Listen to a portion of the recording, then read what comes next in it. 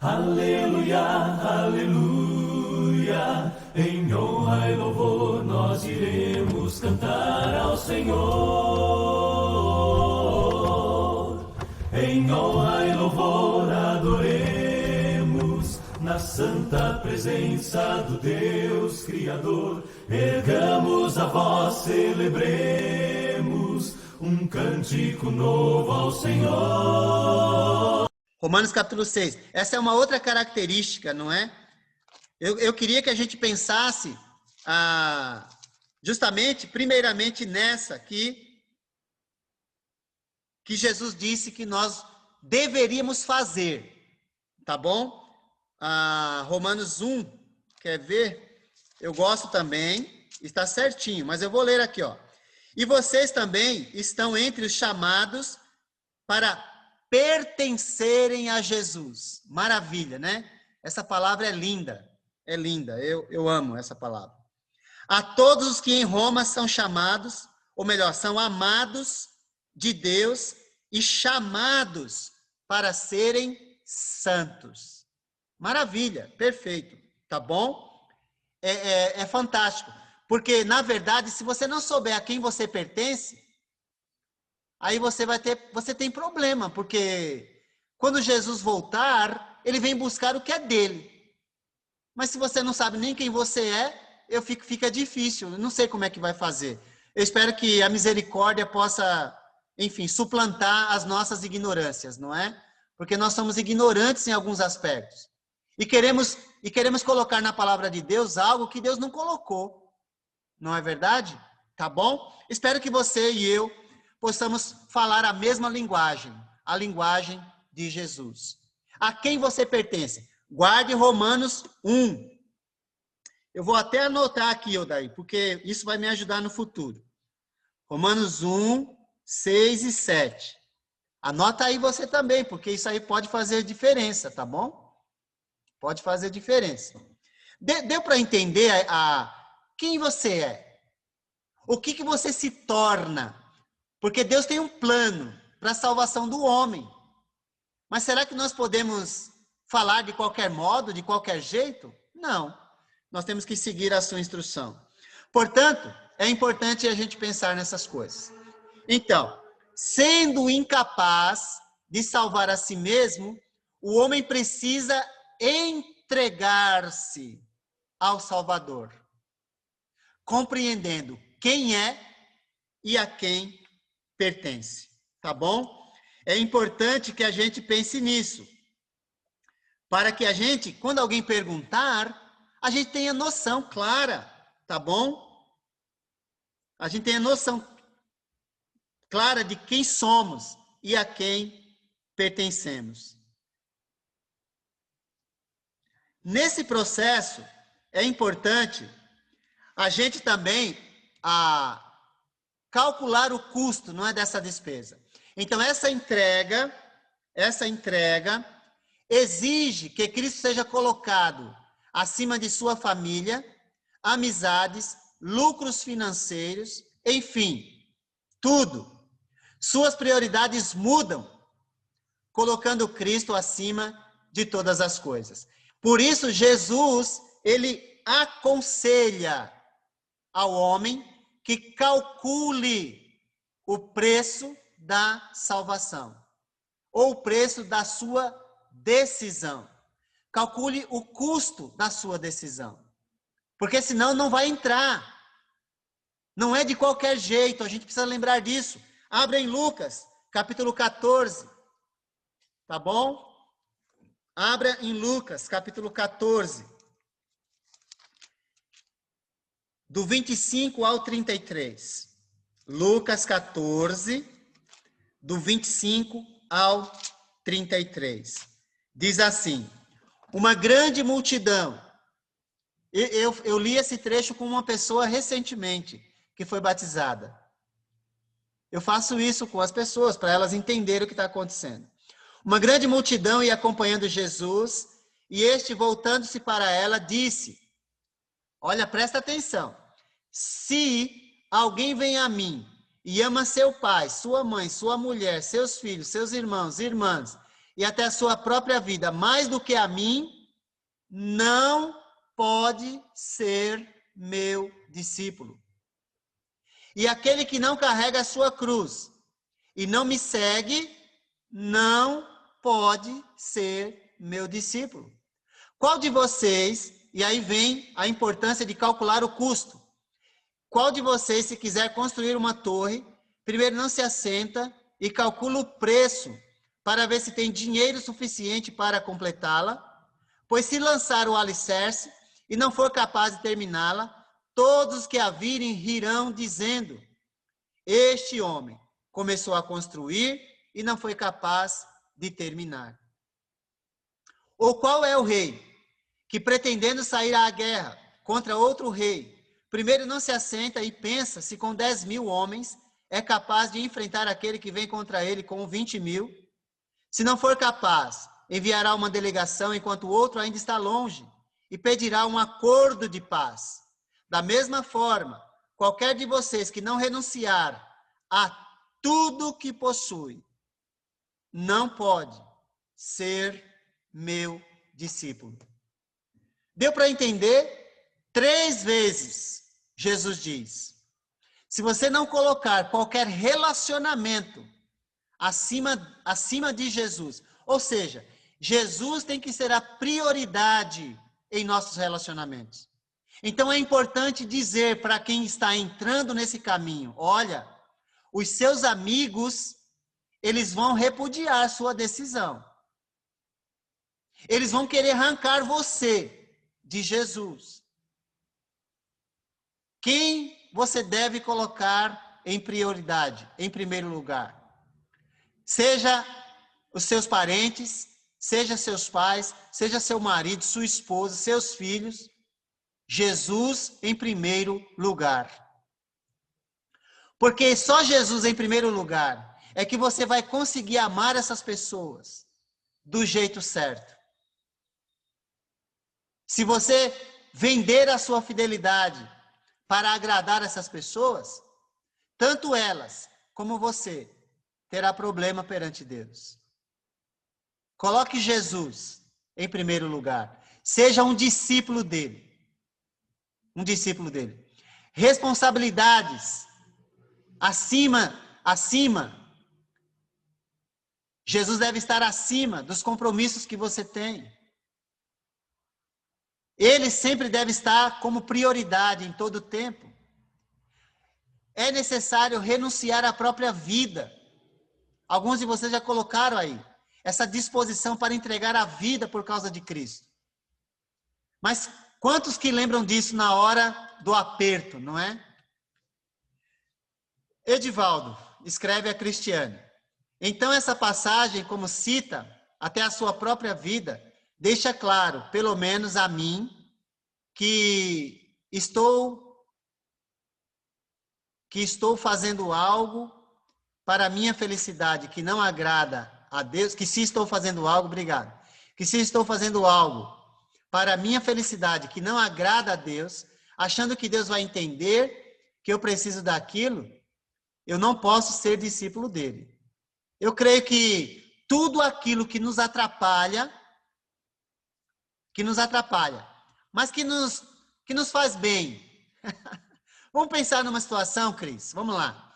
Você recebeu uma proposta de emprego que vai fazer você triplicar o seu salário. Só que vai tirar o seu tempo com Deus. Só que vai tirar o seu tempo de ler a palavra de Deus. Só que vai tirar a sua responsabilidade de falar de Deus. Só que vai tirar o seu tempo de adorar a Deus. Eu diria para você, pense bem. É melhor ganhar um pouco menos e viver com dificuldade e alcançar o céu, do que ganhar muito mais do que você ganha. Muito mais. E ter tranquilidade nesta vida, mas depois perder os benefícios da vida vindoura. Eu diria, pense bem. Cada um é responsável, cada um vai decidir. Eu só diria, pense bem. Vamos numa outra situação. Oh, Deus me abençoou e eu comprei uma casa na praia. E agora? Feriado prolongado. Feriado prolongado. Praia ou a igreja? Bom, é possível conciliar os dois? É possível, não é? Mas se a casa na praia fizer você pensar, um domingo só não tem problema não. Eu diria, pense bem, se vai valer a pena. Deus está contra o seu conforto? Não. Deus está contra o seu lazer? Não, não está contra. Mas Ele está dizendo, use com sabedoria as bênçãos que eu lhe dou. Tá bom? O sacrifício é grande, mas a recompensa é muito maior. Escreveu o irmão Odair. Verdade, Odair. E Marcos 10, do 28 ao 30, vai nos lembrar que em Cristo nós ganhamos o cêntuplo, não é? Quando nós sacrificamos a nossa própria vida em favor da sua causa. E é verdade isso. Tá bom? Por isso que é importante a gente calcular o preço. E na leitura que fizemos, quem é o rei que vai com 10 mil? Quem é o rei? Você conseguiu identificar? Quem é o rei que vai com 10 mil contra o rei que vem com 20 mil? Quem é o rei que vai com 10 mil e o que vem com 20 mil?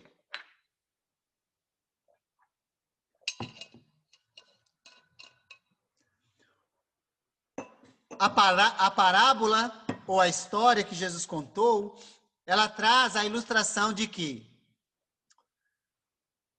se nós usarmos, o de 10 mil sou eu, isso mesmo, e o de 20 mil é Deus. Bom, já que eu sei que com 10 mil eu não vou ganhar, é bom usar a minha inteligência e fazer o quê? Por favor, eu quero ter paz com você. Eu quero ter paz com o Senhor. Se eu já sei que vou ser destruído, é sábio eu dizer, eu me rendo. Eu me rendo. Bandeirinha branca, me rendo, me rendo, me rendo. É sábio. Quem usa a inteligência se rende. Quem não usa, vai tentar vencer a guerra contra o mais poderoso, mesmo sabendo que vai perder. Então é melhor se render. Essa é a ideia, tá bom? Por trás da história. Então é necessário analisar a sua vida e verificar se está pronto para começar a vida cristã. Quantas não são as pessoas que depois da decisão, sem avaliarem o custo, e depois de um tempo abandonaram? E muitas pessoas olham para ele, olha lá, aquele lá, ó. Começou lá, era todo arrogante no começo, um crentão lá que... E agora tá aí, ó, vive pior do que eu. Que tristeza, não é? As pessoas ridicularizam o nome de Cristo por causa daqueles que começaram, mas não continuaram. Porque não avaliaram a decisão do modo correto que estavam tomando. Tá bom? Então é importante a gente... mas e se a gente fizer isso, significa que alguém não vai abandonar? Não, não significa isso. Mas significa que você fez o que devia fazer. Você deixou às claras a decisão que aquela pessoa estava tomando. Você não falou discurso religioso que diz, olha, vem para cá e pare de sofrer. Você já ouviu essa pregação? Pare de sofrer. Não tem nada mais mentiroso do que isso. Porque Jesus disse, vai sofrer sim. Mas Jesus diz, você é vencedor. Mesmo no sofrimento, você é vencedor. A vitória está em suas mãos. E ninguém pode tirar de você. Por causa do quê? Porque ele foi o seu substituto na cruz. Ele venceu a morte na cruz. e seguindo ele, nós somos vencedores também. Tá bom? É um incentivo para nós. Bom, entretanto, quem considerar o grande valor da salvação, verá que a parte desempenhada pelo indivíduo é muito, mas muito, muito pequena. Tá bom? A nossa parte é nada. Sabe por quê? Porque a nossa parte é aceitar, gente. Nós vamos ver daqui a pouco, tá? Mas a nossa parte é só aceitar. Mas aceitar o que Jesus está propondo. E não a religião. A religião propõe caminhos agradáveis aos ouvidos humanos. Jesus também agrada aos nossos ouvidos. Mas ele fala toda a verdade da decisão ou do que envolve a decisão de seguir a ele. Essa lição precisaria ser dada em todos os cultos na igreja. É verdade, Odair. Para lembrar o compromisso que nós temos como discípulos, não é? Eu acredito que sim. Muito, muito bom. A pergunta então é: de que modo nós podemos nos entregar completamente a Cristo e receber a salvação? Qual é o plano? Qual é o plano? Nossa, eu estou aqui ansioso para falar, sabia? Porque realmente o plano de Deus é simples e acessível a todos. Mas a religião, ela tem destruído o plano de Deus, a simplicidade do plano de Deus. Tá bom? Mas antes de falar, eu gostaria de abrir em 2 Tessalonicenses, capítulo 1, de 6 a 10. Antes de falar, 2 aos Tessalonicenses,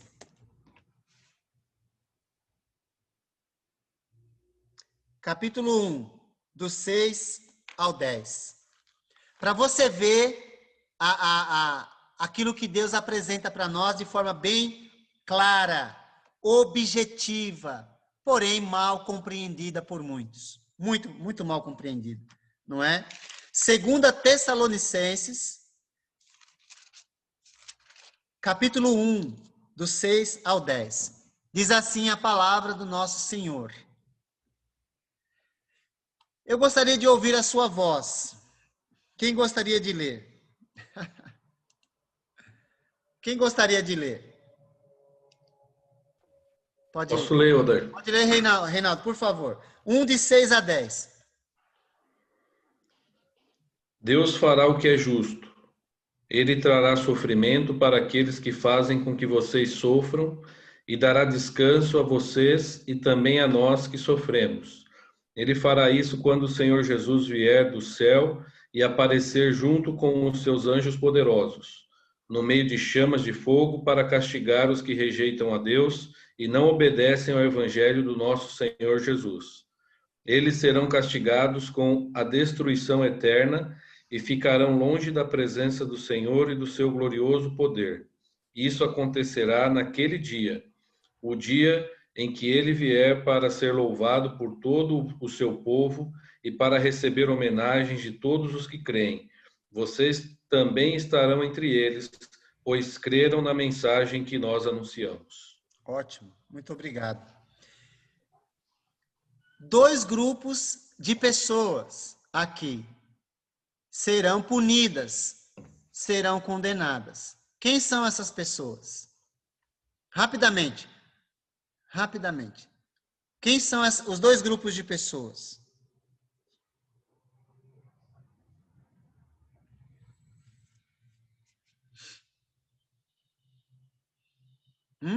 Vou dar o verso 8. Quais são os 2 grupos de pessoas? Os que causam tribulação serão humilhados. Os que não obedecem o evangelho. Oi? Os que não conhecem a Deus e os que não obedecem o evangelho. Isso. Ele punirá os que não conhecem a Deus. Isso. E os que não obedecem ao evangelho. Então, existe uma necessidade de obedecer ao Evangelho. Mas o que é o Evangelho? O que é o Evangelho? Essa que é a grande pergunta. Eu preciso obedecer ao Evangelho, mas para isso eu preciso entender o que é. Então, abra em 1 Coríntios capítulo 15. E guarda isso. É necessário obedecer ao Evangelho. Tá ok? Mensagem que está completamente perdida no mundo religioso. Se fala de ir para aquela igreja, para essa igreja, para aquela... Mas não se fala da mensagem que Jesus mandou falar. Ele disse, vão pelo mundo, preguem o Evangelho a todas as pessoas. É isso que nós devemos fazer. Porque a obediência ao Evangelho é que nos conduz à salvação. Mas vamos lá. 1 Coríntios capítulo 15, de 1 a 4. Outra voz, uma voz feminina. Agora, eu gostaria de ouvir a voz feminina. Tá bom? Já ouvimos a voz masculina, agora uma voz feminina. 1 Coríntios 15, de 1 a 4, por favor.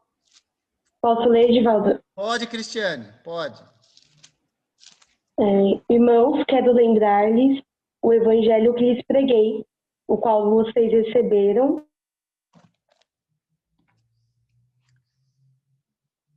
Cris, falhou. Acho que deu algum problema lá. Ixi, vai ser a voz masculina. Ok. E Cristo morreu pelos nossos pecados, segundo as Escrituras, foi ser reputado e ressuscitou no terceiro dia, segundo as Escrituras. Até o 4. Ok, tá bom. Eu vou aqui só dar uma ênfase em algumas textos, porque falhou um pouco, tá bom? Ele diz assim, olha, eu pergunto para você, olha na sua Bíblia. Paulo diz assim, irmãos, quero lembrar-lhes. Lembrar-lhes o quê? O que nós precisamos lembrar? O Evangelho. O Evangelho que foi anunciado. Que vocês creram, ele diz, e no qual vocês ainda estão firmes. Então nós devemos ficar firmes no quê? No Evangelho que nós recebemos e que nos salva. É o Evangelho que nos salva. Aí ele continua dizendo, pois o que primeiramente lhes transmiti, o Paulo disse, olha, eu também recebi isso e agora eu transmito para vocês. O que é o Evangelho, Paulo? Aí ele diz, Cristo morreu pelos nossos pecados, segundo as Escrituras. Foi sepultado e ressuscitou no terceiro dia, segundo as Escrituras. Então, o que é o Evangelho? Morte, sepultamento, ressurreição. Então, mas como eu faço para obedecer isso? É isso que nós vamos falar, tá bom? Agora guarde aí essa pergunta. É isso que nós vamos falar. Como eu faço para obedecer ao Evangelho? É isso que nós vamos falar. Morte, sepultamento e ressurreição. Tudo bem? Eu espero que sim. Olá, pessoal. Edivaldo, mais uma vez. Estamos juntos para dar continuidade no nosso curso. Terminamos a parte 2 da nossa lição e quero incentivar você a dar continuidade assistindo a próxima parte, a fim de que nós possamos continuar crescendo juntos na graça e no conhecimento do nosso amado Jesus. Que o Eterno te abençoe e te guarde.